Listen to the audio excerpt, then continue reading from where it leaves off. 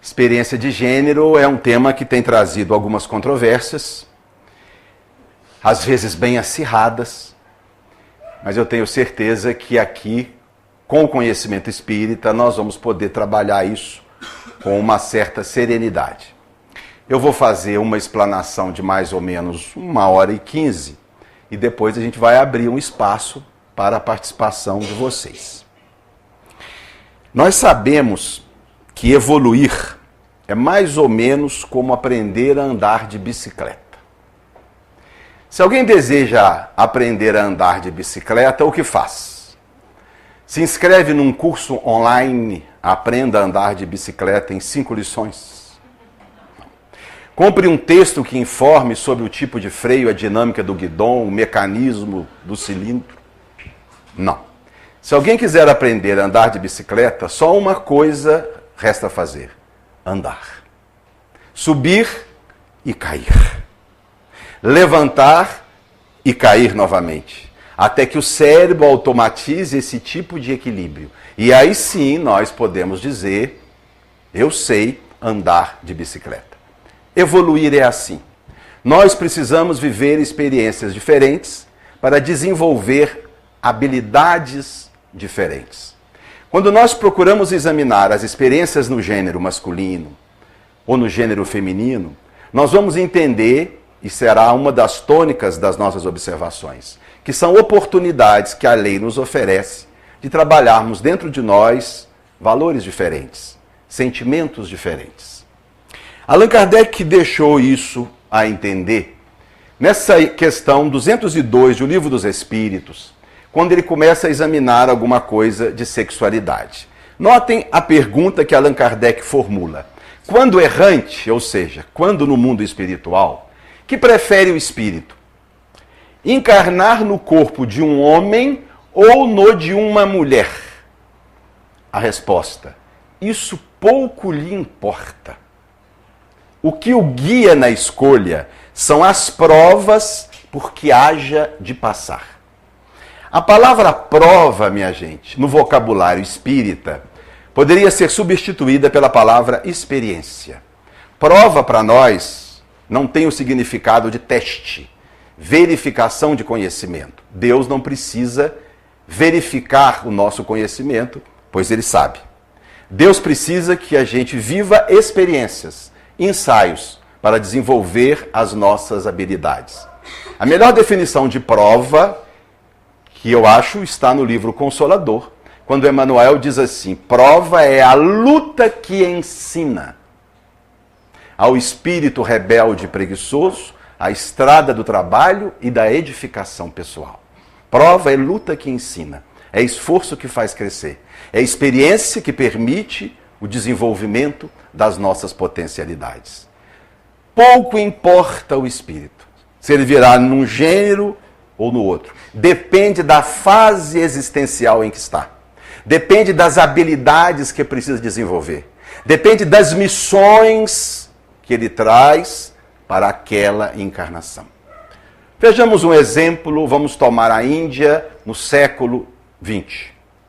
Vamos pegar 2 individualidades de alta condição evolutiva que reencarnaram na Índia naquele século. Essa primeira individualidade reencarna com a tarefa de contribuir na libertação do jugo inglês. Numa tarefa como esta, nós estamos numa época profundamente sexista, numa nação profundamente reacionária. A Índia, do começo do século XX. Para uma tarefa como esta, esse espírito lá em cima pensa o seguinte: será mais fácil concluir a minha tarefa vivendo uma experiência no gênero masculino ou uma experiência no gênero feminino. Essa própria individualidade decide no gênero masculino, pela facilidade de trânsito, pela possibilidade de se expor, por tudo aquilo que a masculinidade naquela época significava. Esse espírito então decide reencarnar como homem para ajudar na libertação da Índia. Temos a personalidade de Mahatma Gandhi. Quase à mesma época, um outro espírito de igual condição evolutiva decide também reencarnar na Inglaterra e deslocar-se para a Índia para uma tarefa de compaixão, de socorro, de acolhimento. Esse espírito pensa: o que será mais fácil para mim? O gênero masculino ou o gênero feminino? Trabalhar a sensibilidade, cuidar das pessoas. Obviamente, o gênero feminino. Esse espírito, então, reencarna na personalidade de Madre Teresa de Calcutá. Dois espíritos superiores, definindo uma encarnação em determinado gênero, pelas provas por que haja de passar, pelas experiências que necessita viver. O melhor texto onde a questão de gênero é desenvolvida na nossa doutrina espírita é um artigo que Allan Kardec escreveu em 1866, em janeiro, porque Allan Kardec vai seguir uma sequência lógica e vai trabalhar o tema com uma riqueza de detalhes, e é esse texto que nós vamos trazer para as nossas reflexões. Kardec começa o texto dizendo o seguinte: os espíritos não têm sexo, pois os sexos só existem no organismo. Os espíritos não se reproduzindo uns pelos outros, os sexos seriam inúteis no mundo espiritual. Notem que Allan Kardec já apresenta um conceito que vem na contramão de que estão dizendo alguns companheiros do movimento espírita, pessoas que a gente estima muito, que a gente respeita pelo trabalho, mas que vem com uma tese que é uma tese, segundo a visão kardeciana, equivocada. Segundo essa tese, haveria reprodução no mundo espiritual, uma reencarnação no mundo espiritual. Os espíritos poderiam ter um intercurso sexual, um espírito feminino engravidar e dali nascer um espíritozinho. Isso vem sendo apresentado por alguns autores e por alguns livros, e a gente já observa em Kardec a afirmativa que nega tal ideia. Os espíritos não se reproduzem uns pelos outros. Nós somos filhos de Deus. Não há sexo no mundo espiritual na medida em que o principal atributo do sexo, é claro que o sexo tem outras funções, mas o principal atributo do sexo é a reprodução. Se a reprodução não há na dimensão espiritual, não faz sentido se falar em sexo entre os espíritos. Portanto, os espíritos não são sexuados do ponto de vista de polaridade. Não existe um espírito criado masculino, não existe um espírito criado feminino. O espírito é criado sem polaridade sexual. Sob esse aspecto, podemos dizer que ele é assexuado. Vamos em frente. Os espíritos se encarnam nos diferentes sexos a fim de cumprir os deveres de cada uma dessas posições e delas suportar as provas. O espírito não tem polaridade sexual, portanto, pode se reencarnar tanto como homem, tanto como mulher. E o faz para cumprir os deveres e suportar as provas. Volta Allan Kardec falar em provas, experiências, ensaios, luta que ensina, esforços para vencer. Mas Kardec usa aqui uma palavra que a gente não gosta. A palavra deveres. A gente gosta muito de uma outra palavra, direitos. Eu quero os meus direitos. Eu nunca vi ninguém falar, eu quero os meus deveres, eu quero as minhas obrigações. Não, deveres e obrigações é para os outros, não é? Para a gente, os direitos. O que é que Allan Kardec queria dizer com a palavra deveres relacionada a essas posições?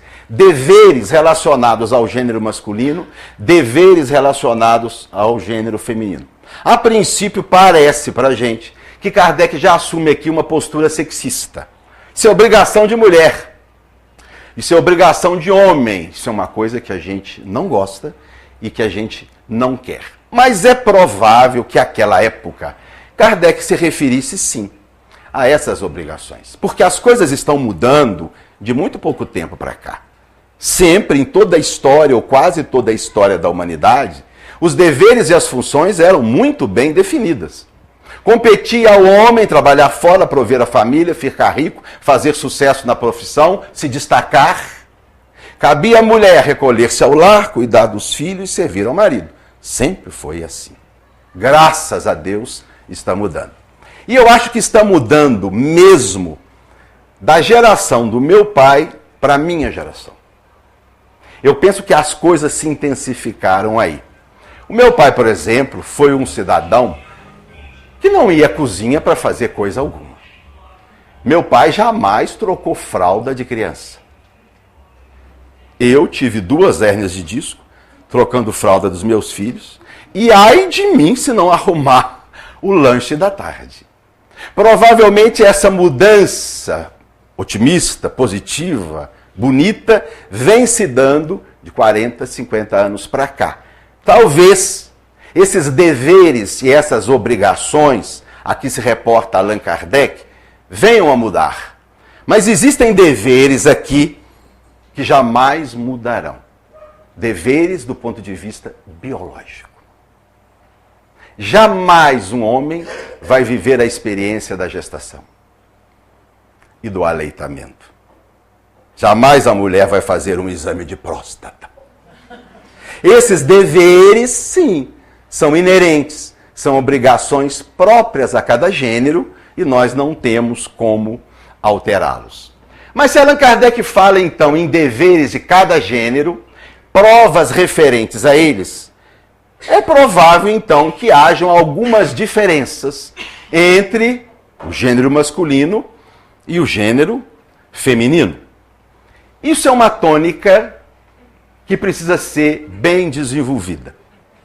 As diferenças, muitas são óbvias. Estatura, estrutura óssea, densidade muscular, fenótipo exterior, características sexuais secundárias, timbre de voz. Mas há outras diferenças mais sutis e que vêm sendo identificadas também pelos neurocientistas. As mulheres, por exemplo, têm um olfato e uma audição melhor do que os homens. Os homens têm melhor pontaria, as mulheres são mais jeitosas. As mulheres sorriem mais, são mais assertivas, fixam mais o olhar quando ouvem alguém se reportando a elas. Os homens são mais violentos, pensam mais em sexo. As habilidades linguísticas são mais importantes nas mulheres, que se saem melhor em testes que avaliam a inteligência linguística. Os homens se saem melhor em testes que avaliam a inteligência espacial, a capacidade de ambiente, de estruturar o ambiente, dimensional, de distribuir as coisas. Então são diferenças do ponto de vista psicológico muito bem definidas. Assim, nós, espíritos, reencarnando num determinado gênero, vamos vivenciar mais intimamente possibilidades daquele gênero. Qual a causa dessas diferenças? A gente tem visto uma certa discussão daqueles que puxam a corrente para o lado da biologia e daqueles que carreiam para o lado da socialização. Estão equivocados aqueles que acham que biologia explica sozinho as diferenças. Estão equivocados aqueles que pensam que a socialização explica sozinha as diferenças. Para a ciência oficial, não há mais dúvida. Os gêneros são diferentes e essas diferenças se devem tanto à socialização quanto à biologia. Michael Gazzaniga é um psicólogo muito influente da Universidade da Califórnia. Esse livro é um livro-texto adotado nas faculdades de psicologia dos Estados Unidos e a edição é de 2017. Então é uma referência de ponta. As diferenças entre homens e mulheres têm tanto a ver com socialização quanto com biologia. No que se refere à questão da biologia, as diferenças começam do ponto de vista cromossomial e gênico. Nós temos aqui uma foto do cromossomo X e aqui uma foto do pequeno cromossomo Y. O cromossomo X é um cromossomo grande, tem mais de 1000 genes. O cromossomo Y é muito pequenininho, tem cerca de 70 genes apenas. As mulheres têm 2 cromossomos X. Os homens têm, em cada célula, um cromossomo X e um Y. Ou seja, as mulheres já partem com vantagem. Mas esse cromossomo Y, insignificante, tem um gene chamado SRY, que faz toda a diferença. Porque esse gene vai codificar uma proteína, que é um hormônio chamado testosterona. É esse hormônio, agindo em diferentes setores do nosso organismo, que vai ser o grande responsável pelas diferenças biológicas que existem entre a mulher e o homem. Na fase intraútero, nas primeiras semanas da gestação, quando o cromossomo Y começa a ser ativado e é produzido algumas doses de testosterona, esse hormônio vai agir em células indiferenciadas, fazendo com que elas evoluam para a genitália masculina. A ausência desse hormônio, na fase inicial da gestação, vai fazer com que essas células evoluam naturalmente para a genitália feminina. Ainda no período fetal, mais para o final da gestação, esse hormônio vai agir no cérebro. A presença desse hormônio vai masculinizar esse cérebro, dá a ele determinados circuitos que vão ser responsáveis pelas diferenças psicológicas que existem entre homem e mulher.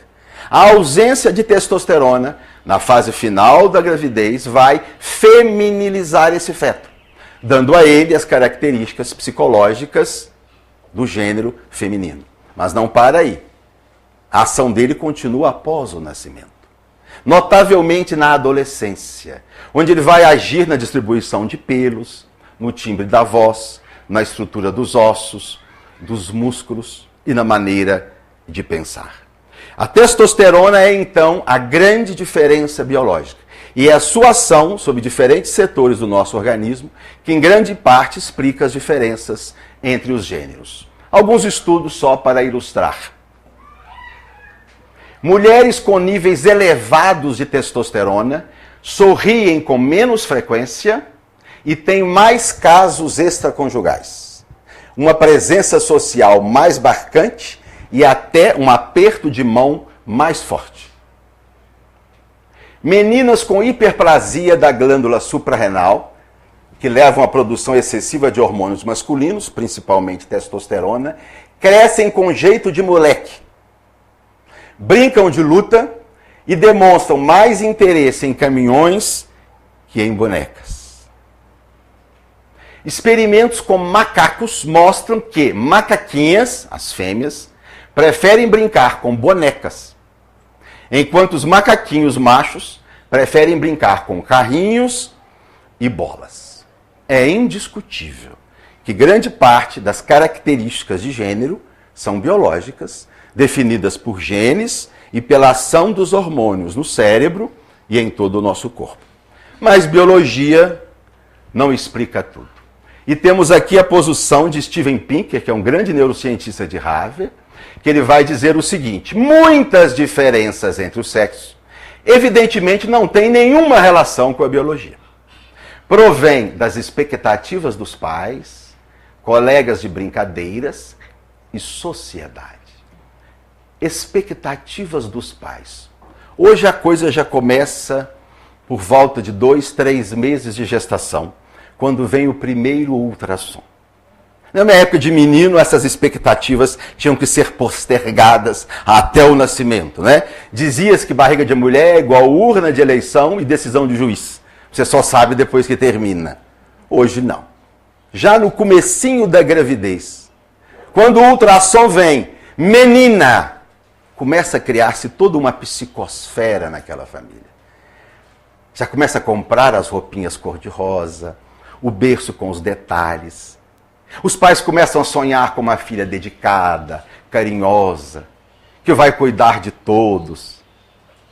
Se o ultrassom informa, é homem, tudo muda. O pai já compra uma bola e um par de chuteiras, a decoração do berço, se tiver, vai ser verde ou azul, e já começa a criar toda aquela expectativa de que o menino vai ser galanteador, vai fazer sucesso, vai ter prestígio, Essa expectativa contamina a família e nós temos todo um núcleo familiar a criar ali uma psicosfera grupal que já começa a atingir esse espírito muito antes de nascer.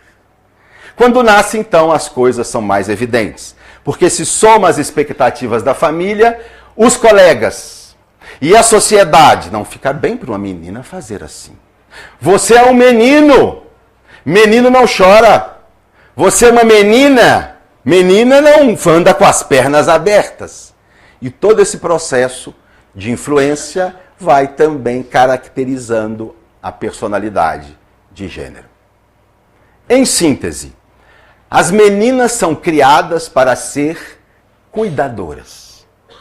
Os meninos são criados para ser predadores. Querem ver as brincadeiras? Brincadeira de menina. Boneca, casinha, cuidar do irmãozinho menor. Brincadeira de menino, luta, esportes violentos, aventuras arriscadas.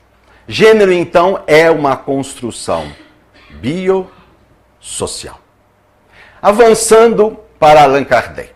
Kardec já havia dito que os espíritos não estão em gênero, que eles escolhem um ou outro dependendo das necessidades evolutivas. Agora ele vai dizer o seguinte: o espírito encarnado, sofrendo a influência do organismo, seu caráter se modifica segundo as circunstâncias e se dobra às necessidades e aos cuidados que lhe impõe esse mesmo organismo. Esse é um grande tópico do estudo espírita, que sempre foi um pouco relegado ao abandono. O quanto o espírito encarnado é influenciado pelas coisas da vida material. E Allan Kardec, logo na introdução do Livro dos Espíritos, no item 6, já define isso. O espírito encarnado está sob a influência da matéria. Enquanto encarnado, nós pensamos pelo cérebro, nós decidimos pelo cérebro, nós agimos pelo cérebro. O espírito encarnado, então, ele vai sofrer a influência do organismo. E ao se identificar com características de gênero, ele passará a respirar o clima dessas características. Seu caráter, e caráter aqui não é do ponto de vista moral, no sentido de características. As características desse espírito, a sua maneira de pensar, o seu comportamento, vão se modificar segundo as circunstâncias às quais ele está inserido. O espírito que não tem gênero, ao reencarnar no gênero feminino, começa a adquirir características femininas. O espírito que não tem gênero, ao reencarnar como homem, começa a adquirir uma psicologia masculina, resultado da influência do organismo sobre ele. A coisa seria simples se parasse aí e se a morte liberasse o espírito dessas influências. Mas isso não acontece.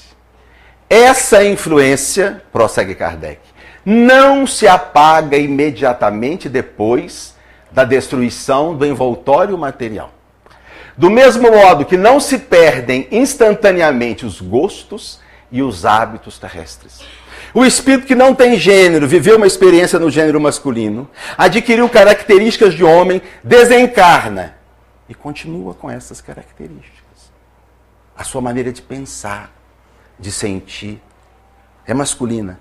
Ele leva com ele, da mesma forma, a feminina.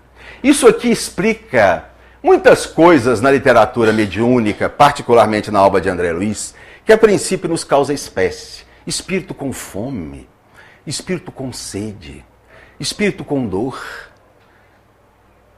espírito cansado. Como? Se ele é espírito. Na verdade, a explicação está aqui. Enquanto encarnado, o espírito passa a depender de tudo isso. Ele passa a adquirir uma psicologia em que a fome, a sede, a dor, o sono e o cansaço estão presentes. A morte não o liberta imediatamente dessas impressões. Kardec diz que o espírito leva para o mundo espiritual essas características como se fosse uma espécie de atmosfera espiritual. Ele vai sentir sede porque esteve na Terra durante 70 anos, convivendo com um cérebro cujo hipotálamo respondia e pedia água. 70 anos sentindo sede, precisando de água. Ele não vai se libertar desse desejo de uma forma rápida, de uma forma instantânea. Por isso os espíritos sentem sede. Por isso em nosso lar lhes dão um caldinho e um suco, em nome da caridade. Não precisam. E a maior evidência de que não precisam está em nosso lar, e vocês vão lembrar. Quando o benfeitor se reporta à greve da fome. Quando o governador de então iniciou as suas pelejas, ainda se alimentava de carne em nosso lar. E ele decidiu que já estava na hora de se libertar desse condicionamento. Era simplesmente um condicionamento. Mas os espíritos mais intelectualizados da área da matemática, viu, professor Marco, foram os que mais lutaram contra isso. Eles diziam, nós precisamos da carne, nós usamos muito o intelecto, a inteligência, a razão. E o governador explicando, não precisa. Precisa, não precisa. E ele, para provar que não precisa, suspendeu toda a alimentação da colônia por 6 meses. E nenhum espírito morreu. Porque não precisa. É sugestão, é crença. Por acreditar nisso, ele passa a vivenciar isso. Assim, então, o espírito, vivenciando o gênero masculino, desencarna e leva para a dimensão espiritual a psicologia masculina, o espírito que vem vivenciando experiências femininas, idem. Prossegue Kardec. Pode acontecer que o espírito percorra uma série de existências no mesmo sexo. O que vai fazer com que durante muito tempo possa conservar no estado de espírito o caráter de homem ou de mulher, cuja marca nele ficou impressa. Reencarnou como mulher, desencarnou, levou a psicologia feminina. Volta a reencarnar como mulher, desencarna, leva a psicologia feminina. Esse espírito acaba virando um espírito feminino, entre aspas. Tão fortes são essas impressões. Tão fortemente ele foi carimbado pela matéria, que isso passa a fazer parte da sua psicologia. Ele não é um espírito masculino, porque não existe espírito masculino. Ele não é um espírito feminino, porque não existe um espírito feminino. Mas é como se fosse. Transitoriamente, é como se fosse. Aí nós entendemos, então, Joana, um espírito feminino, que está transitoriamente vivendo uma psicologia feminina, porque nas suas últimas encarnações veio como mulher. Assim, Emmanuel, Bezerra de Menezes, individualidades masculinas, transitoriamente masculinas. Avançando no pensamento de Kardec, ele vai então colocar uma situação que nos interessa muito de perto. Mudando de sexo, poderá o espírito, em sua nova encarnação, conservar os gostos, as inclinações e o caráter inerente ao sexo que acaba de deixar. Assim se explicam certas anomalias aparentes, notadas no caráter de certos homens e de certas mulheres. Kardec era 10 do princípio ao fim. Vai falar em anomalias aparentes.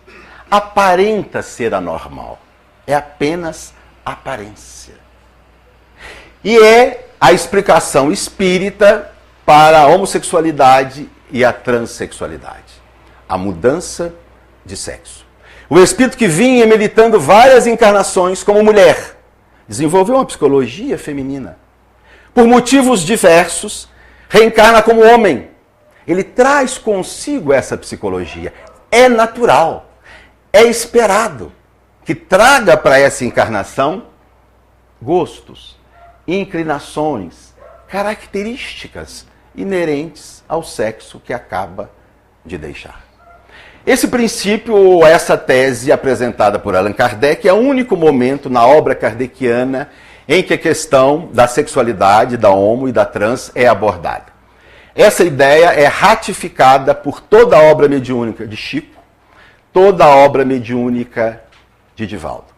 É ratificada também por autores encarnados, como Hernani Guimarães Andrade e Ian Stevenson, o maior estudioso de reencarnação da Terra da Universidade Duke. Ele registrou mais de 1000 casos de indivíduos que se lembraram da sua última encarnação. E quando esteve ao Brasil, foi entrevistado e lhe perguntaram quanto às causas da homo e da transexualidade. E ele disse, acredito ser, a reencarnação.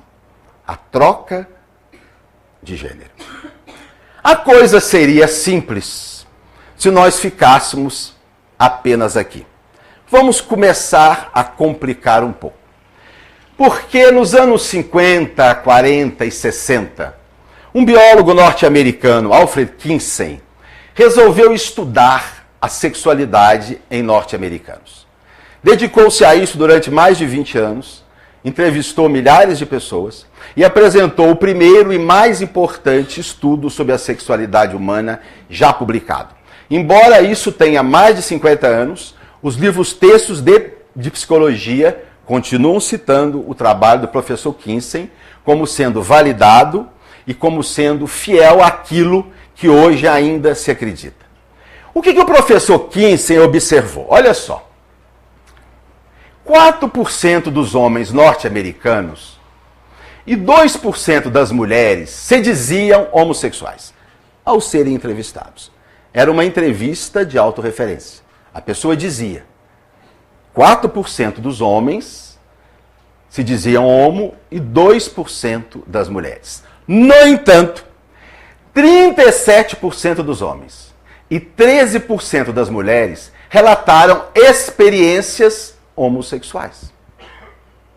13% dos homens, excluindo esses 37%, tiveram reação erótica diante de outros homens sem manter experiência homossexual com eles. O que você pensou? Alguma coisa não bate. 4% dos homens dizem ser homossexual, mas 37% já tiveram experiência homossexual e 13% nunca tiveram, mas confessam sentirem-se às vezes atraídos por outros homens. Alguns críticos diziam: esses estudos foram mal feitos, a técnica usada na época está superada. No entanto, todas essas constatações foram reproduzidas em países diferentes, em épocas diferentes, e os estudos são o mesmo. Só para ilustrar, 22% dos australianos hétero confessam terem tido experiência homo. 30% das mulheres norueguesas hétero já se imaginaram fazendo sexo com outras mulheres. 50% dos motoristas de caminhão paquistaneses tiveram experiências homossexuais. 90% das mulheres homossexuais americanas tiveram relações prévias com homens e 1/3 delas havia se casado anteriormente. 30-40% dos homossexuais, masculinos e femininos, têm às vezes desejos ou sentimentos hétero, embora menos de 10% concretizem.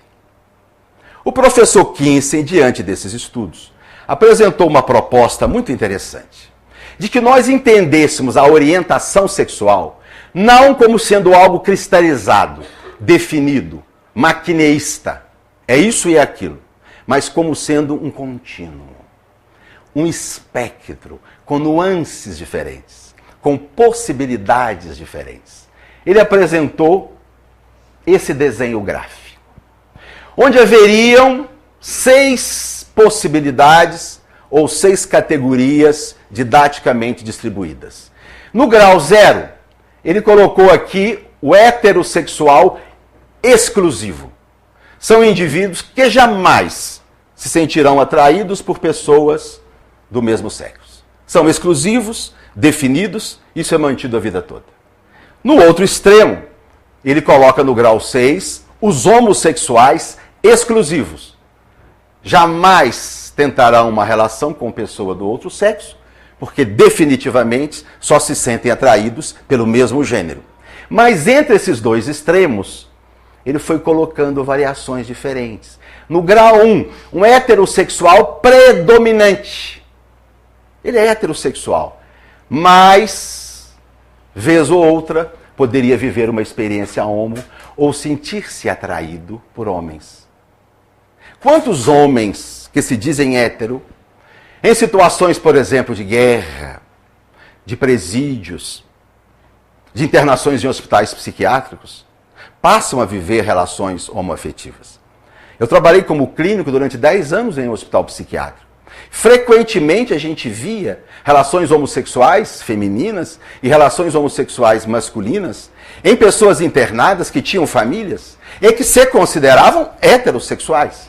Possivelmente se encontram no grau 2 ou no grau 1 ou no grau 2, em que a variabilidade quase que se identifica. Mas o professor Kinsey admite sim a bissexualidade, que seria o grau 3. Embora alguns autores critiquem, a maioria dos pesquisadores admitem sim. Isso é autoinformado. É a pessoa que informa. No grande estudo realizado no Brasil pela professora Carmita Apto, da USP, Carmita é uma psiquiatra livre-docente, tem um ambulatório de sexualidade há mais de 30 anos. E conduziu no Brasil um estudo muito bonito, onde entrevistou 7.000 pessoas de 13 estados. Na pesquisa dela, 2% dos homens e 1% das mulheres se disseram bissexuais. Sentem-se igualmente atraídos por um gênero ou por outro. Na pesquisa da professora Abitow, a prevalência de homossexualidade foi um pouquinho maior do que a do professor Kinsey. No trabalho dela, a homossexualidade masculina no Brasil foi em torno de 6% e a feminina um pouquinho menos que 4%. Dá um pouco mais do que os estudos do Kinsey nos anos 50. Haveria então todo um espectro de orientação sexual. Aí a gente começa a entender essa história que o pessoal fica abismado. Mas ela era casada, tinha filhos. Como é que agora juntou com uma mulher? Está doente? Pirou.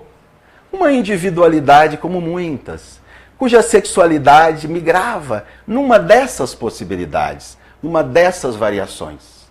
Naquele momento de vida, ela quis fazer prevalecer a orientação hétero. Num outro momento, ela decidiu prevalecer a orientação homo. Ambas já existiam no seu cerne. Ambas já existiam na sua identidade. A proposta do professor Kinsey parece se identificar com uma ideia apresentada por Emmanuel no livro Vida e Sexo.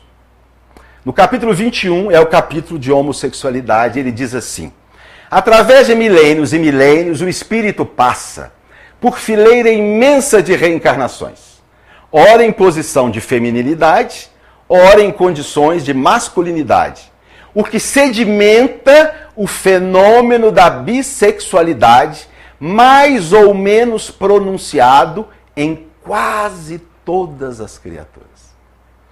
Imaginando que nós já tivemos experiências como homem, já tivemos experiências como mulher, muitos de nós temos sedimentados em nós essa bissexualidade do ponto de vista espiritual, que nos permitiria, em dada encarnação, transitar experiências diferentes, com orientações diferentes.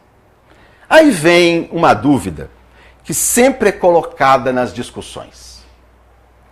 Quais os fatores, então, que poderiam estar relacionados nas características fenotípicas, no jeito de ser, no comportamento de um indivíduo? Na medida que ele tem uma tendência bissexual, mas provavelmente tem uma marca de masculinidade mais nítida, ou uma marca de feminilidade mais evidente. Ao reencarnar, o que vai fazer com que ele tenha determinados trejeitos, determinadas características? Porque isso é uma coisa que muita gente não entende. Vê-se homens heterossexuais que são delicados, que são femininos, que têm trejeitos de mulher e são héteros. Por outro lado, vê-se homossexuais masculinos, que são másculos, que são atletas, que às vezes são até violentos. No espectro feminino, a gente vê tanto homossexuais como heterossexuais femininas com uma grande variação de trejeitos. Delicadas umas, grosseiras outras, independente da orientação. Por que isso se dá? Nós não temos uma resposta para essa pergunta.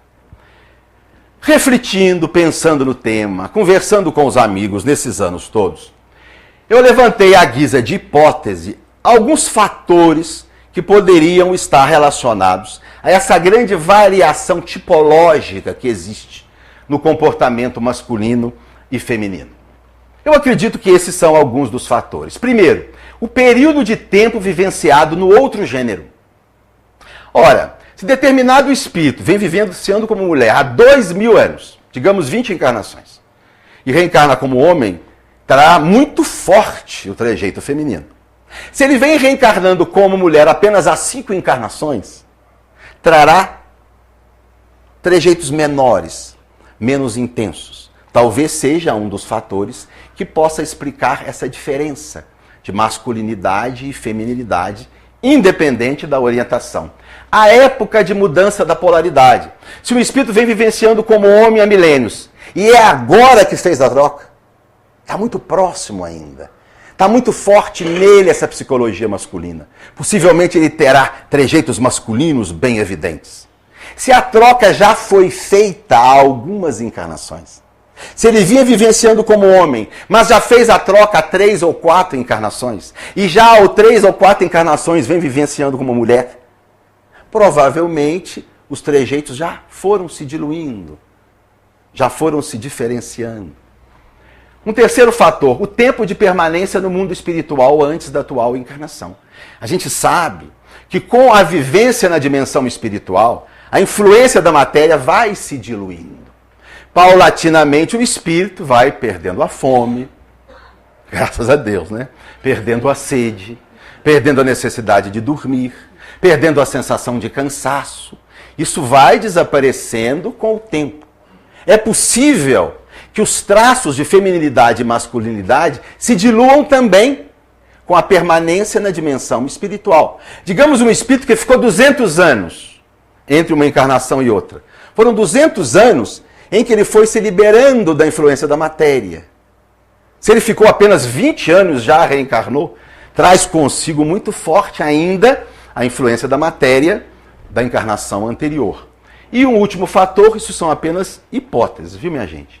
O comprometimento ético recente. A gente sabe que existe uma homossexualidade expiatória.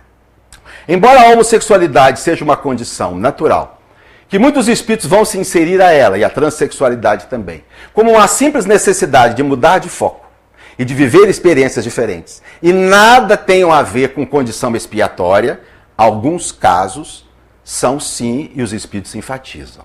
Determinados espíritos que vêm refratariamente se comprometendo na área da sexualidade, usando o sexo para destruir lares, para ferir corações sinceros, desrespeitando o sentimento alheio, podem ser levados pela lei, por uma necessidade de educação, a uma reencarnação em gênero oposto, para ao vivenciar a psicologia daquele sexo, seja convidado a rever a própria atitude perante o sexo oposto.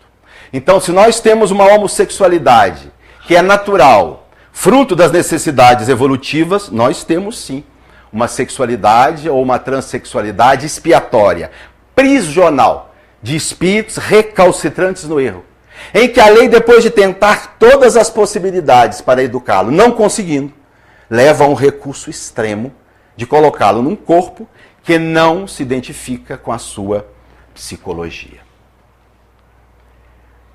Será que essa troca de gênero levaria a alguma implicação no cérebro?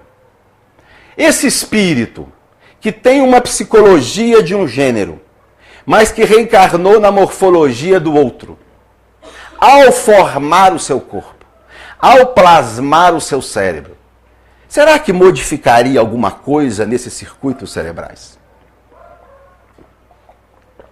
Toda a neurociência hoje está trabalhando com essa hipótese de considerar a homossexualidade e a transexualidade como sendo biológica, definida intraútero. Ao contrário do que se pensava até recentemente, de que a homossexualidade fosse um vício de caráter, deformação de criação, erro de educação dos pais, isso está radicalmente superado. Para a ciência oficial hoje, criação não tem nada a ver com orientação sexual. É claro, tem tudo a ver com conduta sexual, valores éticos. Com a orientação em si, não. O que a biologia está dizendo é que há no cérebro elementos que predispõem à orientação masculina ou feminina. Eu trouxe aqui um artigo recente, de 2010, de um grande neurocientista holandês, Jacques Balthazar. Olha o que ele diz nesse livro. Nos parece inegável que o balanço entre fatores biológicos ou culturais suscetíveis de explicar a homossexualidade pende notavelmente em favor dos fatores biológicos, agindo de maneira preponderante durante a vida embrionária. A homossexualidade seria o resultado de uma interação entre fatores genéticos e hormonais embrionários, com uma contribuição menor dos efeitos de experiências sociais e sexuais pós-natais. A gente nunca pode atribuir um traço humano unicamente à biologia, porque a gente sabe que a biologia ela se estabelece num contexto social. Quando os geneticistas estudam um traço, eles sempre examinam as implicações sociais. Por isso eles admitem a possibilidade de que a cultura tenha alguma influência, mas ninguém até hoje conseguiu provar isso. Pelo contrário, todos os estudos em que se estuda homossexuais e heterossexuais, vai lá na infância, vê a maneira como foram criadas, o tipo de educação, não encontram diferenças. E olha que já fizeram muito estudo para provar isso, porque essa era a tese da psicanálise. E ninguém conseguiu provar que criação interfere em orientação sexual. Voltamos ao professor Gazzaniga nesse livro, Ciência Psicológica. As evidências de que os processos biológicos desempenham algum papel na orientação sexual são consistentes. A melhor evidência disponível sugere que a exposição à testosterona no ambiente pré-natal pode desempenhar algum papel na orientação sexual. O que eles acham que acontece? Vamos voltar lá para a vida fetal. Lembra do que eu expliquei? A testosterona no comecinho, se está presente, age na genitália e o corpo será masculino. Se está ausente, o corpo será feminino. No final da gravidez é outro momento. A testosterona, se presente, masculiniza o cérebro. Se ausente, o cérebro será feminilizado. Vamos imaginar a seguinte situação. A testosterona está presente no início da gravidez. Forma-se um fenótipo masculino. No final da gravidez, por motivos que nós não sabemos, não existe testosterona. Ou ela está numa situação ínfima. Esse cérebro será feminilizado. E, portanto, a criança já nasce com essa definição psíquica da sua orientação. Será que é isso que os autores espíritas dizem? Quando Jesus fala que a gente precisa de ter olhos para ver e ouvidos para escutar, ele está falando uma coisa muito mais séria do que nós imaginamos. Quantas vezes nós passamos por um texto espírita, lemos sem parar para refletir, ouvimos sem parar para analisar. Porque vocês vão ver, isso que os neurocientistas estão dizendo, os autores espíritas já disseram. Antes deles. Olha só o que Chico disse em março de 1984, numa entrevista na Folha Espírita. Em minhas noções de dignidade do espírito, não consigo entender por que razão esse ou aquele preconceito social impedirá certo número de pessoas de trabalhar e de serem úteis à vida comunitária, unicamente pelo fato de haverem trazido do berço características psicológicas ou fisiológicas diferentes da maioria. 1984, Chico já dizia, traz do berço, já está definido ao nascer, orientação sexual já está, a preponderância já está lá, já está marcada. Ela é psicológica e fisiológica. Mais recentemente, Joana, esse livro, Encontros com a Paz e a Saúde, é de 2007. Ela vai dizer a mesma coisa. O fato de alguém amar outrem do mesmo sexo não significa distúrbio ou desequilíbrio da personalidade, podendo também ser considerado uma certa predisposição fisiológica. Portanto, os autores espíritas se identificam, ratificam o que a neurociência está nos mostrando hoje. Visto isso, podemos partir para a parte final, que é a nova família que nós estamos vendo, assistindo nos últimos anos. Esses dados não são recentes, mas foram o que eu encontrei apenas para ilustrar. No Brasil, segundo dados de 2010, cerca de 60 mil casais homossexuais vivem sob o mesmo teto.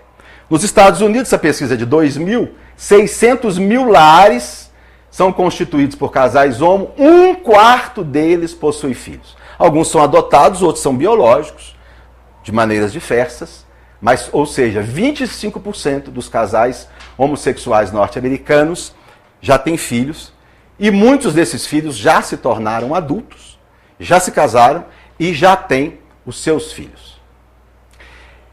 A ideia sobre uma prática homossexual é uma ideia que vem sendo trabalhada negativamente no nosso movimento espírita há alguns anos, em decorrência de alguns fatores, de alguns vieses. Durante muitos anos, nós espíritas acreditamos que a prática homossexual seria indesejável, pecaminosa, que a homossexualidade era uma doença e que o tratamento era a abstinência sexual. Eu já escrevi sobre isso. Eu já falei sobre isso. Hoje eu me penitencio por isso. Era uma ideia que prevalecia àquela época. Por que nós tínhamos essas ideias? Eu vejo alguns motivos. O primeiro, a resistência das religiões cristãs tradicionais. É óbvia a má vontade das religiões cristãs tradicionais com as relações homoafetivas. Papa Francisco talvez esteja tentando alguma coisa, muito tímido, ninguém acredita que vai melhorar. Entre os evangélicos, a homofobia é pública, notória, agressiva e inadmissível. Qual a origem dessa postura? Por que as religiões tradicionais têm essa visão tão depreciativa da homoafetividade? Possivelmente pelos textos bíblicos. Embora que há muito pouca coisa a esse respeito. No Velho Testamento há só uma passagem em Levítico, que o autor diz assim: homem que se deitar com outro homem merece a morte. Levítico não chega nem a falar a respeito da homossexualidade feminina. Não é porque eles concordavam, não. É porque a mulher não era gente. Não valia nem a pena proibir mulher, porque a mulher não existia. Então proíbe o homem. Mas no Novo Testamento, Paulo foi extraordinário. Nós devemos a Paulo estarmos hoje aqui. Paulo arregaçou as mangas e colocou o cristianismo em ação. Mas Paulo sofreu influências de sua época, de sua criação, do judaísmo. Em alguns aspectos, Paulo cometeu equívocos. E esses equívocos, até hoje, custam muito. E a esses equívocos nós devemos, em grande parte, a reação homofóbica da cristandade. Em algumas epístolas, Romanos, Gálatas e outra, Paulo diz mais ou menos a mesma coisa. Homem que se deitar com outro homem, mulher que se deitar com outra mulher, não verão a Deus. Isso foi tão forte no pensamento cristão, alimentado por Santo Agostinho, pelos teóricos da igreja. Chegando no século XIII, ao maior doutor da igreja de todos os tempos, Tomás de Aquino, chegou a dizer, olhem só o que esse moço escreveu: a homossexualidade é um crime pior do que o estupro. Porque a homossexualidade, o estupro é um crime contra os homens. A homossexualidade é um crime contra Deus. Quando hoje nós vemos os evangélicos com essa postura inaceitável, eles vêm traduzir um pensamento que foi alimentado pela igreja e que nada tem a ver com a postura de Jesus, que foi acolhedor por excelência, amoroso, nunca excluiu alguém. Não há uma só passagem na vida de Jesus em que ele demonstre qualquer má vontade com relações homoafetivas.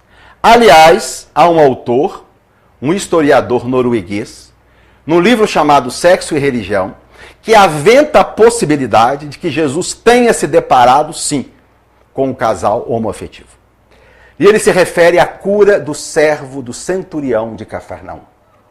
Por quê? Porque no original grego, a palavra que foi traduzida para servo era a palavra paz. Naquela época, a palavra paz era usada para designar o homem mais jovem de uma relação homossexual. Ele então acredita, esse historiador, e há outros que pensam assim, que o centurião vivia uma relação homoafetiva, não com seu servo, mas com um parceiro. E que Jesus acolheu-os, atuando de forma positiva na cura do rapaz. Quando a gente relê essa passagem, após essa informação, a coisa fica um pouco diferente. Releiam Mateus capítulo 8, Lucas capítulo 7. Jesus está chegando em Cafarnaum, quando se aproxima dele o centurião. Isso em Mateus. Em Lucas, o centurião não vai, pede a amigos. Vamos imaginar com Mateus. O centurião chega e diz: Senhor, meu servo está muito grave, paralítico no leito, cheio de dores. Devia ser reumatismo, né? Porque cheio de dor, paralítico, né? Hoje, uma injeção de cortisona, a gente resolvia isso rápido. Mas naquela época, devia sentir muita dor. Mas eu sei que o senhor, se quiser, pode curá-lo, diz o centurião. E Jesus diz assim: eu vou então à sua casa vê-lo. É curioso que o centurião diz assim: não, senhor, não vá. Eu não sou digno de que o senhor vá à minha casa. Como? Por quê? Talvez vivesse ele uma homofobia internalizada. Talvez vivesse ele frente a um preconceito judaico muito importante. Talvez ele próprio já se acreditasse em erro, embora para o mundo greco-romano a homossexualidade era vista com absoluta naturalidade, mas para os judeus não. Não vá à minha casa. Eu não sou digno de que o senhor vá. E Jesus, nesse momento, vai fazer um dos raros elogios do Evangelho. Ele vai dizer: em todo Israel eu nunca vi um homem com tamanha fé. E diz a ele: volte, teu servo está curado. Isso era Jesus, acolhedor, amistoso. Certamente a postura da religião tradicional cristã deturpou um pouco a nossa maneira de pensar. Outro viés negativo, o conceito de homossexualidade como doença. Vocês sabem que a psicanálise dominou a psiquiatria no mundo, e particularmente nos Estados Unidos, durante mais de 50 anos. Embora Freud nunca tenha dito que a homossexualidade é a doença, alguns psicanalistas muito influentes pós-freudianos diziam isso. E aventavam até a origem do problema. Era um pai omisso e uma mãe poderosa. Isso era o resultado de um ser homossexual. E a força da psicanálise na psiquiatria foi tão intensa que os psiquiatras passaram a admitir, sim, que a homossexualidade fosse um distúrbio mental passível de tratamento. Psicanalistas aceitavam no seu consultório o homossexual para curá-los da homossexualidade. Nunca nenhum deles conseguiu nada. Mas devem ter ganho bom dinheiro com isso. A coisa começou a mudar no final da década de 50, por volta de 1958. E nós devemos isso a uma mulher extraordinária, uma psicóloga chamada Evelyn Hooker. Ela era professora de psicologia. Quando terminou uma aula e se aproximou dela um jovem, um aluno, seu estudante, e diz assim: professora, eu sou homossexual. Eu queria entender por que a psiquiatria nos considera como pessoas anormais. Eu não me sinto anormal. Eu vivo normalmente, eu estudo, eu trabalho, convivo com meus pais, tenho meus amigos. Por que, professora? E ela levou um susto. Porque ela nunca tinha parado para pensar nisso. E esse rapaz lhe apresentou seus colegas, todos homossexuais. Excelentes alunos, pessoas equilibradas, sérias, responsáveis. E ela resolveu estudar isso. Conseguiu uma bolsa do governo norte-americano para pesquisar, fazer testes psicológicos. Pegou 30 homens heterossexuais, 30 homens homossexuais, submeteu-os a uma bateria profunda de testes para avaliar a saúde mental. Enviou os resultados para 3 psicólogos especialistas em testes de personalidade, pedindo que eles dissessem, pela análise dos resultados, quais mais provavelmente estariam no grupo hétero e no grupo homo. Olha, se são doença, pelos testes, nós vamos identificá-los. Os 3 especialistas não conseguiram fazer isso. Os trabalhos da professora Hooker foram publicados, outros se seguiram. Em 1973, a Sociedade Americana de Psiquiatria retirou do DSM, o seu manual de doenças mentais, a homossexualidade. 2 anos depois, a Associação de Psicologia Norte-Americana fez a mesma coisa e proibiu o tratamento gay. 10 anos no Brasil, a gente sempre um pouquinho atrasado, né? 1985, a Sociedade Brasileira de Psicologia seguiu a mesma linha e proibiu os psicólogos de tratar a homossexualidade. Isso é charlatanismo. Não se trata o que não é doença. E, finalmente, em 1990, a Organização Mundial de Saúde, numa grande assembleia, retirou do CID a homossexualidade. E agora, há alguns dias, novamente reunida, a ONU retirou a transexualidade, que também não é mais patologia. Para a ciência hoje, a homossexualidade é uma variação normal da sexualidade humana. Mas há também um outro viés, que é o viés dos autores espíritas do século XX. Se nós tomarmos o nosso querido Herculano Pires, se pegarmos lá o livro Mediunidade, escrito em 1970 e poucos, ele coloca a homossexualidade ou é um desvio de caráter, erro de criação ou obsessão. Escolham. Se pegarmos o nosso Jorge Andréa, é uma criatura extraordinária, que mudou a nossa maneira de entender o espiritismo. Jorge Andréa vai dizer em Forças Sexuais da Alma que é um desvio, que o tratamento é abstenção sexual. Na verdade, eles reproduziam nos seus textos o que a ciência dizia. Jorge Andréa era psiquiatra. Ele reproduziu aquilo que lhe era ensinado nos manuais de psiquiatria. E muitos de nós embarcamos nessa canoa furada. E hoje a gente está tendo que rever tudo isso. E o que é que os autores espíritas falam a respeito da prática sexual entre homoafetivos? Esse livro de André Luiz, minha gente, No Mundo Maior, foi escrito em 1947. Olha o que ele dizia. Erro lamentável é supor que só a perfeita normalidade sexual, consoante as respeitáveis convenções humanas, possa servir de templo às manifestações afetivas. O campo do amor é infinito em sua essência e manifestação. Insta a fugir às aberrações e aos excessos. Contudo, é imperioso reconhecer que todos os seres nasceram para amar e serem amados. André Luiz adverte: cuidado com as aberrações, com os excessos, com a prostituição, com a promiscuidade, com a irresponsabilidade sexual. Mas quando se fala de afeto, de relações monogâmicas, de respeito ao parceiro, todos nasceram, todos, para amar e serem amados. 1947. Emmanuel, em 1970, no livro Vida e Sexo, à frente da vida eterna, o capítulo é sobre homossexualidade. Os erros e acertos dos irmãos de qualquer procedência, nos domínios do sexo e do amor, são analisados pelo mesmo elevado gabarito de justiça e misericórdia. O que Emmanuel quer dizer? Não existe uma ética para o homossexual, uma ética para o heterossexual. A ética é para o ser humano. Os erros cometidos na sua vida afetiva pelo hétero são julgados da mesma forma que os erros cometidos pelo homo. Ou seja, não há o que diferenciar. O amor é sempre amor, desde que haja respeito para o outro. Consideração com o sentimento alheio. Divaldo Franco, 2014, bem recente, numa entrevista na TV Mundo Maior. Ser homossexual, amar alguém do mesmo sexo é um fenômeno perfeitamente normal. O conúbio físico com essa pessoa é uma opção pessoal. Não consideramos tal conduta como de natureza reprochada.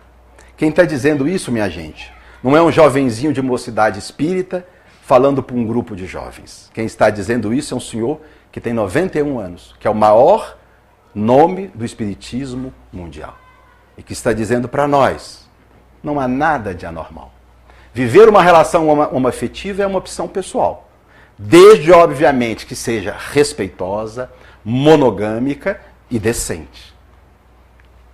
Chico, em 1971, olha lá, 71, na entrevista no programa Pinga Fogo, tanto quanto acontece com a maioria que desfruta de uma sexualidade dita normal, aqueles que são portadores de sentimentos de homossexualidade ou bissexualidade são dignos do nosso maior respeito. E acreditamos que o comportamento sexual da humanidade sofrerá no futuro revisões muito grandes. Chico era um profeta. Em 1971, ele estava dizendo que no futuro nós faríamos revisões. O futuro chegou, minha gente. O futuro é hoje. São as revisões que nós estamos fazendo, que o Chico já dizia naquela época. E ele usa aqui a palavra respeito, que é melhor do que a palavra tolerância. Essa palavra, às vezes, não é boa. Porque nós, muitas vezes, temos uma concepção de tolerância como sendo de bondade de nossa parte, como sendo de generosidade nossa. Como se a gente se colocasse numa posição de superioridade, olhasse para baixo e dissesse: eu tolero você, infeliz, imperfeito, anormal. É tão comum essa postura. Sobe-se no pedestal, eu sou homem, branco, hétero, bem nutrido, com conta bancária, escolarizado, respeito você, ou tolero você, que não é nada disso. Essa tolerância não tem significado profundo. Por isso o Chico fala em respeito.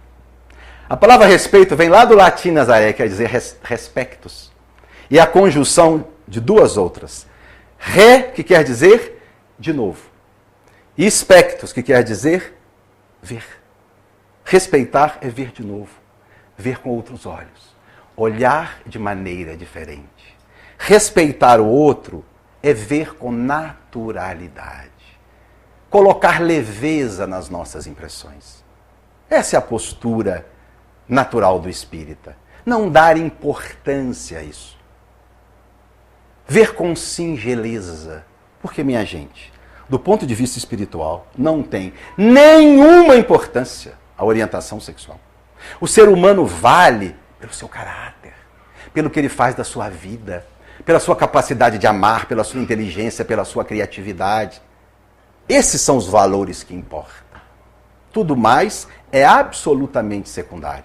E nós precisamos trabalhar muito essa ideia. Brasil, campeão mundial da homofobia. 6 vezes à frente do México, que é o segundo, e da América do Norte, que é o terceiro. Um homossexual é morto por dia no Brasil em virtude da intolerância. Mais de 70% dos homoafetivos confessam que já foram vítimas de agressões físicas ou psicológicas. E o mais grave é quando a exclusão vem da própria família. Quando aqueles que têm que ser os primeiros a acolher, a ver com singeleza, a ver com naturalidade, a caminhar juntos, muitas vezes são os primeiros a virar as portas, a fechar as portas e dizer não. Muitos de nós até assumimos uma falsa postura liberal. A gente vê pessoas dizendo assim: não, por mim tudo bem, não vejo problema. Cada um na sua, até quando surge a piadinha na roda com os amigos, o personagem caricato na novela, e aí a gente participa do anedotário como qualquer outro. Onde o respeito? Onde a consideração? Ou então nós dizemos assim: não, eu aceito, tudo bem, mas que eles são promíscuos, são. Que são viciados em sexo, são. Isso é um estereótipo que precisa ser dissolvido. Não existe nenhum estudo que comprove que os homossexuais pensam mais em sexo do que o hétero. Nenhum estudo. Isso é resultado de um pensamento preconceituoso. E cá entre nós, minha gente, os héteros, porventura, são padrão de vida sexual. Crimes sexuais, em sua maioria, causados por quem? Héteros. Estupro, em sua maioria, homem com meninas. 70% dos casos do estupro, heterossexual. Violência sexual. Homens que abandonam famílias com filhos pequenos para viver uma aventura, em sua maioria, hétero. E vem falar que os homossexuais é que são promíscuos. Outros ainda dizem assim, não, eu aceito. Por mim tudo bem, cada um na sua. Desde que não afrontem a sociedade. Sabe o que é afrontar a sociedade para essas pessoas? Andar de mãozinhas dadas e trocar carícias de forma respeitosa. Minha gente, isso não é afrontar a sociedade. Isso é um pensamento homofóbico. Porque se nós vemos um casalzinho hétero trocando carícias, a gente suspira e diz como é lindo o amor. Se é um casal homo, pouca vergonha. Afrontando a sociedade. Afrontar a sociedade é matar, é roubar, é lesar o outro, é prejudicar o semelhante. Não trocar carícias de forma respeitável.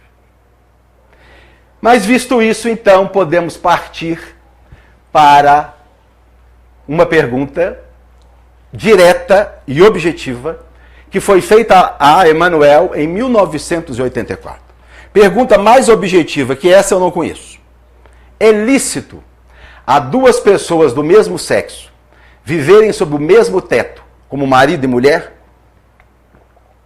Vocês sabem que Emmanuel é um espírito positivo, que não tem meias palavras e que nunca escondeu a sua opinião a respeito de nada. É até criticado por isso. Quando lhe perguntaram sobre mulher, ele devia ficar em casa e cuidar do lar. É a opinião dele. A gente discorda. Mas esse espírito expõe a sua opinião. Espírita na política. Acho que os espíritos não deveriam mexer com política e deviam cuidar de outra coisa. É a opinião dele. Então você se espera o quê? Que a essa pergunta Emmanuel responda o quê? Sou daqueles que acham que o homem tem que casar com a mulher e mulher com o homem. Não foi isso que ele disse. Olha a resposta. A esta indagação, o codificador da doutrina espírita formulou a questão 695 em O Livro dos Espíritos com as seguintes palavras. O casamento, quer dizer, a união permanente de dois seres, é contrário à lei natural? Os orientadores dos fundamentos da doutrina espírita responderam com a seguinte afirmação: é um progresso na marcha da humanidade.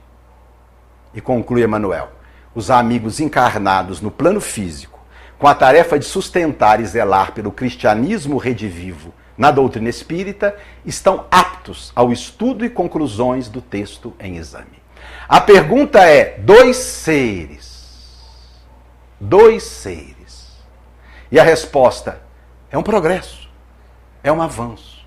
Compartilhar afetos, constituir um lar, é um avanço, independente da estrutura de gênero em que esse lar se estabelece. Dois estereótipos têm caracterizado a família homoparental. Quando as coisas começaram, e ainda hoje observa-se companheiros mal informados lançarem mão dessas ideias equivocadas. O primeiro estereótipo diz o seguinte: as relações homossexuais são predestinadas ao fracasso, pois os homossexuais são instáveis, imaturos e promíscuos. É o que muitas pessoas afirmavam no início. Jamais vai dar certo um casamento gay. Nunca duas mulheres vão conseguir conviver no mesmo lar. Eles têm problemas psicológicos, são instáveis, são viciados em sexo, são incapazes de manter uma relação monogâmica. Os estudos mostraram que eles estavam equivocados. Pesquisa realizada na América do Norte em maio de 2005, com 752 casais gays, revelou que a grande maioria dos casais era de longa duração. 74% deles estavam juntos há mais de 5 anos. Muitos estavam juntos há mais de 20 anos. Alguns estavam juntos há mais de 50 anos. Portanto, esse conceito é equivocado. É verdade que o casamento homossexual tem uma durabilidade menor. O casamento entre duas mulheres dura em média 5 anos. Isso na maioria dos países, fazendo uma média geral. O casamento entre dois homens dura em média 7 anos. E o casamento hétero dura em média 12 anos.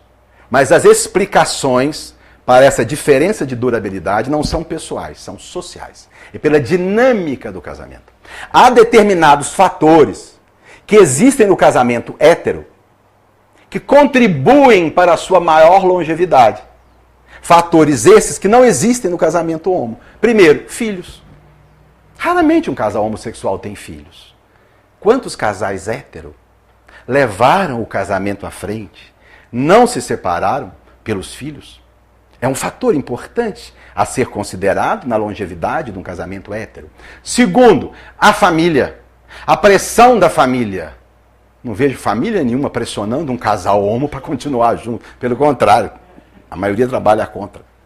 No casamento hétero, a pressão da família, não larga ela, não larga ele. Tenta mais um pouco. É um fator que auxilia na estabilidade do casal, a questão financeira. Quantos casamentos héteros nunca se desfizeram porque a mulher não conseguiria viver sozinha?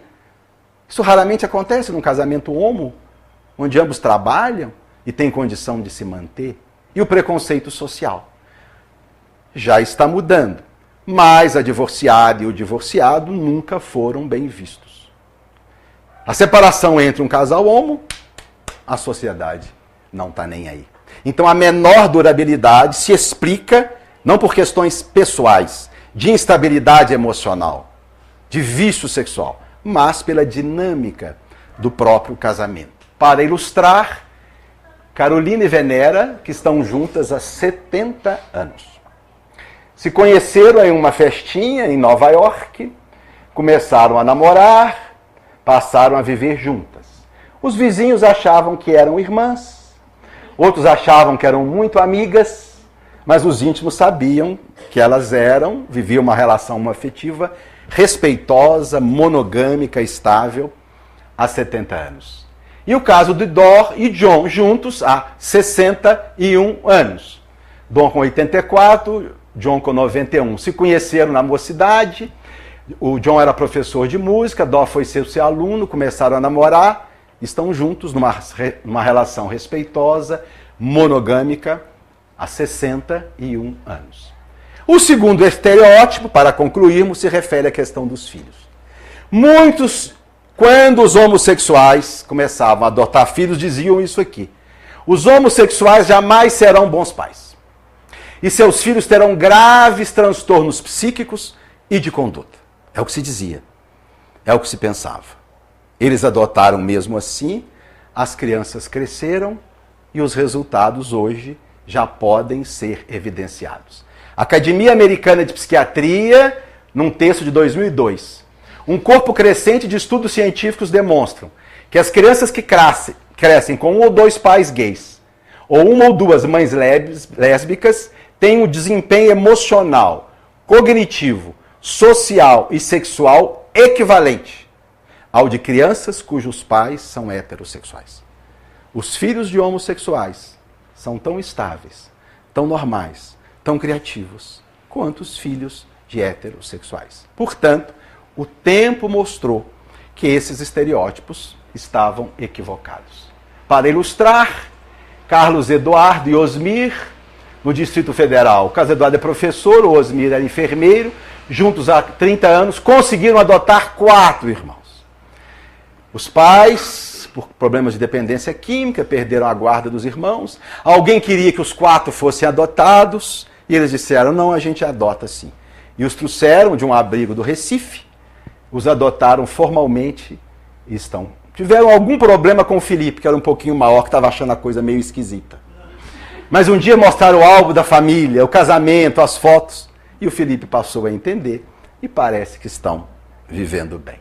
E a gente conclui então com a questão 939 de O Livro dos Espíritos.